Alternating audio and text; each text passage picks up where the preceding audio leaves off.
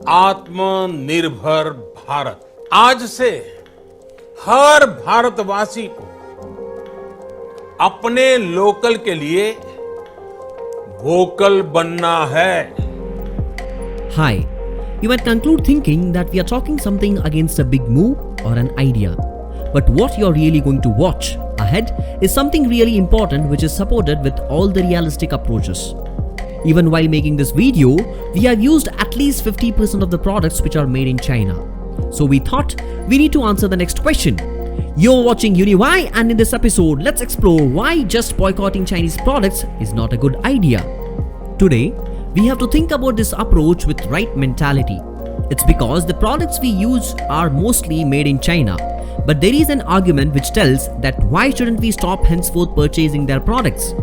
But when it again comes to raw materials, then those are purchased from China. Then will you even stop purchasing Indian products? So when we see the issue with practical sense and not in the name of nationalism and emotions, we are forgetting how the economy and business works.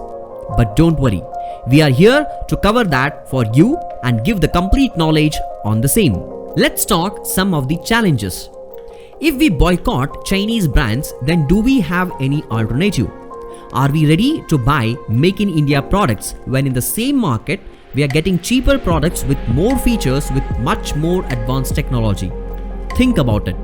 If we boycott Indian companies that use Chinese raw materials, then I assume there are few Indian companies left.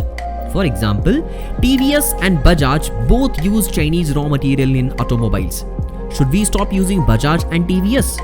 Similarly, if we plan to boycott Indian companies with Chinese investment, then get ready to boycott all the other companies. So it's not possible, right? If you really feel that we are talking something sense, then please do share this video. Before moving forward, we would like to clearly tell that we are not against boycotting Chinese products, but we are against the mentality and the approach which we have chosen, which will never hurt the Chinese economy. So what should be the real approach? Ask yourself some important questions like, do we have all the substitutes of what Chinese sell in India? And even if we have, what are the sources of raw materials? And even if we manage to get raw materials from India, then is it funded by the Chinese investment company? Then if any buyer sits thinking all this while purchasing products, it's the big task. So basically, it's the strategic move that China had taken when they were economically backward to make sure that every businessman will flourish in their country. The first simple answer and substitute of rather boycotting them, first you need to support Indian businesses and industries, and there has to be a change in political will to change the business policies. When every election is decided on the basis of voter base and not with one distinct goal, then it's obvious that yet we are not self-reliant. Don't forget that self-reliant is not just about purchasing Indian products. It's about flourishing new Indian businesses and significantly making India a manufacturing hub of our own businesses, starting from raw materials to finished line of goods. Let's take an imaginary work. Let's say you need to move a big log of wood. In village A, they use 10 humans to lift it up and drag it through for 10 hours. In village B, they build an inclined plane to move the same log in 2 hours with 4 people. In short, it takes 100 man-hours to move a log of wood in village A and just 8 man-hours in village B. Even if village B's labor costs 12 times of village A, they would be cheap. The cost of a product is not determined merely by the wage cost. In India, we are like the village A. We use crude tools and backward infrastructure. Just an example, our workers carry large gunny bags for loading and unloading luggage, while in developed world, they use more effective tools. Then, moving on, when you show your product to the Chinese government, you get the grant to set up a new factory with free rent for 3 years and money to buy equipment. It comes with a few other strings though. The electricity is cheap and the same is the cost of logistics. In India, you have to beg your government to do all these types of businesses. And businesses pay 42% customs duty to import any raw material which isn't available in India. Electricity is costly and real estate costs are obscene. Oh, the logistics, very hard. No loans, no grants, no subsidies. Local governments don't care about our existence until the time comes to pay the taxes. If you make the same product in China than in India, the cost would be significantly lower even though you will be paying a higher wage to the people. India is the largest importer of Chinese goods and services.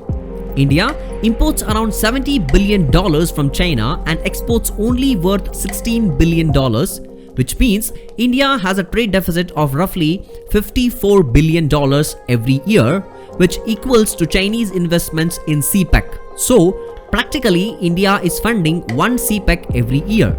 This shows why India wants to target China.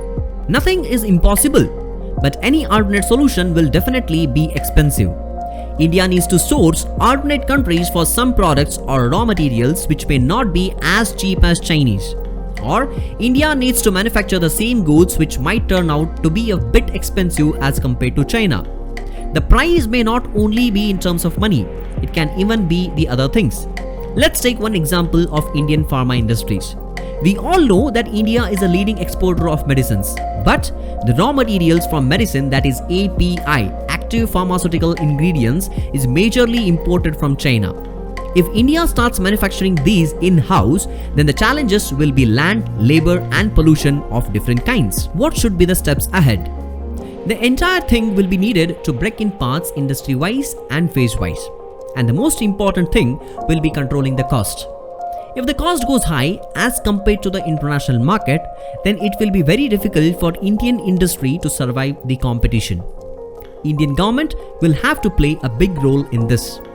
They will have to bring in big reforms in lands and labors. They will even have to work towards providing good infrastructure and cheap loans to industries. Companies will need to work very hard and efficiently and have to do research and innovation to deliver good quality goods and services at low cost. As of now, we can tell that creating awareness about boycotting Chinese products is a good idea and a great move.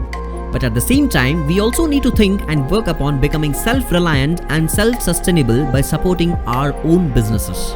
So for now, it's time for us to sign off. And before sign off, we would like to mention that when we become one and support our own industries and businesses to flourish, then there is no doubt that we can become self-reliant and self-sustained country. And there should also be the change in political will with distinct goal. Let us know your thoughts in the comments below.